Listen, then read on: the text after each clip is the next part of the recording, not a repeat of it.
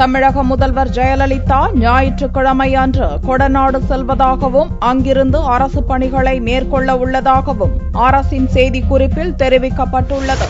லோக்சபா தேர்தல் அறிவிப்புக்கு முன்னர் கொடநாட்டில் தங்கியிருந்த ஜெயலலிதா தேர்தலை முன்னிட்டு சென்னைக்கு வந்தார். வேட்பாளர் அறிவிப்பு, தேர்தல் பிரச்சாரம் என்று தொடர் பணிகளில் ஈடுபட்ட முதல்வர் ஜெயலலிதா 2 மாத இடைவெளிக்கு பின்னர் வெள்ளியன்று தலைமைச் செயலகம் வந்து அலுவலக பணிகளை கவனித்தார். இந்நிலையில் தமிழக அரசு சார்பில் சனிக்கிழமை அன்று ஒரு செய்திக்குறிப்பு வெளியிடப்பட்டது. தமிழக முதல்வர் ஜெயலலிதா ஞாயிற்றுக்கிழமை அன்று கொடநாடு செல்வதாகவும் அங்கிருந்தபடியே அரசு பணிகளை மேற்கொள்வார் என்றும் அந்த செய்திக்குறிப்பில் தெரிவிக்கப்பட்டுள்ளது. முதல்வர் ஜெயலலிதா ஞாயிற்றுக்கிழமை அன்று தனி விமானம் மூலம் கோவை சென்று அங்கிருந்து ஹெலிகாப்டர் மூலம் கொடநாடு செல்கிறார். மே 16ஆம் தேதி ஓட்டு எண்ணிக்கை நடைபெறும் சமயத்தில் சென்னைக்கு வருவார் என்று எதிர்பார்க்கப்படுகிறது. லோக்சபா தேர்தலை ஒட்டி தேர்தல் கமிஷன் பல்வேறு விதிமுறைகளை அமல்படுத்தியது. தேர்தல் முடிந்தாலும் ஓட்டு எண்ணிக்கை நடைபெறும் மே 16ஆம் தேதி வரை நன்னடத்தை விதிகளை பின்பற்ற வேண்டும் என்று தேர்தல் கமிஷன் அறிவுறுத்தியிருப்பது குறிப்பிடத்தக்கது.